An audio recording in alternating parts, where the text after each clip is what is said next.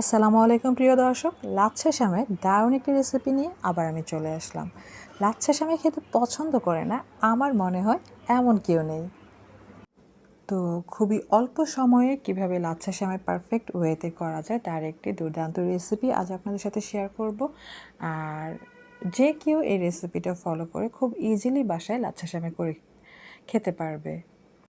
আরেকটা কথা, আপনি যদি আমার চ্যানেলের নতুন সদস্য হয়ে থাকেন তাহলে প্লিজ আমার চ্যানেলটি সাবস্ক্রাইব করবেন। আর লাচ্ছা সেমাইয়ের এই ভিডিওটি পুরোটা দেখবেন, লাইক ও কমেন্ট করে আপনাদের মতামত জানাবেন। তো চলে এলাম রান্নায়। প্রথমে একটি হাঁড়িতে আমি দিয়ে দিচ্ছি প্রায় 1 লিটার পরিমাণ দুধ। আর এই দুধটা আমি আগেই জাল করে নিয়েছিলাম, প্রায় 1.5 লিটার থেকে জাল করে 1 লিটারে নিয়ে আসছি। সাথে দিয়ে দিচ্ছি 1/3 কাপ পরিমাণ গুঁড়ো দুধ, দিয়ে দিচ্ছি 1/2 কাপ পরিমাণ চিনি।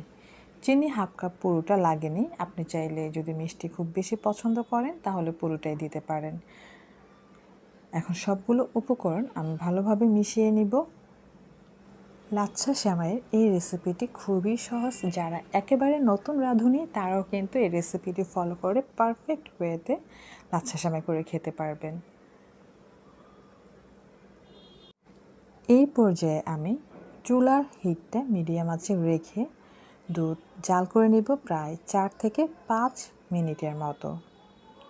এই পর্যায়ে আমি দিয়ে দিচ্ছি 1 চিমটি লবণ। আর মিষ্টি কোনো কিছুতে যদি একটু লবণ দেন তাহলে কিন্তু স্বাদে একটা ব্যালেন্স চলে আসে। আর এই পর্যায়ে আমি দিয়েছি স্যাফরন, এতে করে সুন্দর একটা ফ্লেভার আসবে আর কালারটাও অনেকটা সুন্দর আসবে। তো আপনাদের কাছে যদি স্যাফরন না থাকে আপনারা একটু এলাচের গুঁড়া বা গোটা এলাচ এর মধ্যে দিয়ে দিতে পারেন, এতে করেও কিন্তু খুব সুন্দর একটা ঘ্রাণ চলে আসবে। দুধ ভালো করে জাল করা হয়ে গেলে পরে আমি এখন সেমাই নিয়ে নিব। আর আমি এখানে লাচ্ছা সেমাই একটি প্যাকেট নিয়েছি, আপনারা আপনাদের পছন্দ মতো যে কোনো ব্র্যান্ডের লাচ্ছা সেমাই নিতে পারেন। আর এই সেমাইটার মধ্যে কিন্তু কিশমিশ অলরেডি দেয়া থাকে।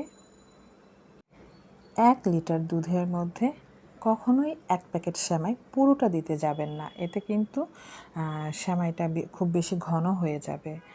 আর 1 প্যাকেট পুরো সেমাই যদি আপনি রান্না করতে চান সেক্ষেত্রে আপনাকে প্রায় 1.5 লিটার মতো দুধ দিতে হবে।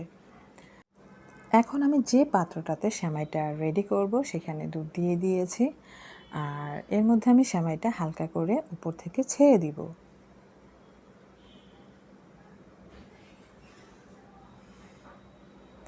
তো সেমাই দেওয়া হয়ে যাওয়ার পর আমি একটু চামচ দিয়ে নেড়ে দেখব এর ঘনত্বটা ঠিক আছে কিনা।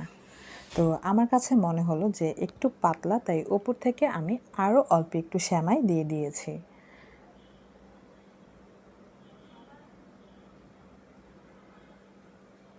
এই সেমাইটা এখন মনে হতে পারে যে এটা খুব বেশি পাতলা হয়ে গিয়েছে, কিন্তু এটা যখন ঠান্ডা হবে এবং জমে যাবে তখন কিন্তু এর ঘনত্ব খুবই পারফেক্ট থাকবে এবং কিছুটা সেমাই কিন্তু এখানে অবশিষ্ট রয়ে গিয়েছে।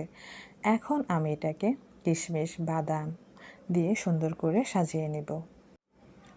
আপনারা আপনাদের পছন্দের উপকরণ দিয়ে কিন্তু ড্রাই ফ্রুটস দিয়ে এটা সাজিয়ে নিতে পারেন। আমি এর উপরে কিছুটা স্যাফরনও দিয়েছি, এতে করে দেখতে একটু রাজকীয় ভাব চলে আসবে। তো আমার এই রেসিপি যদি আপনাদের কাছে ভালো লেগে থাকে তাহলে প্লিজ আমার চ্যানেলটি সাবস্ক্রাইব করবেন এবং লাইক ও কমেন্ট করে বন্ধু হয়ে পাশেই থাকবেন। পরবর্তীতে আরও অনেক নতুন নতুন রেসিপি নিয়ে আমি আপনাদের কাছে চলে আসব। খুবই অল্প সময়ে দারুণ একটি লাচ্ছা সেমাইয়ের রেসিপি আজ আপনাদের সাথে শেয়ার করলাম। আশা করি আমার এই রেসিপিটি আপনাদের কাছে ভালো লাগবে। আর আমি এটা সার্ভ করব ফ্রিজে 30 মিনিটের মতো রেখে, তারপর, কারণ ঠান্ডা ঠান্ডা লাচ্ছা সেমাই খেতে কিন্তু দারুণ লাগে। ভালো থাকবেন সবাই, আল্লাহ হাফেজ।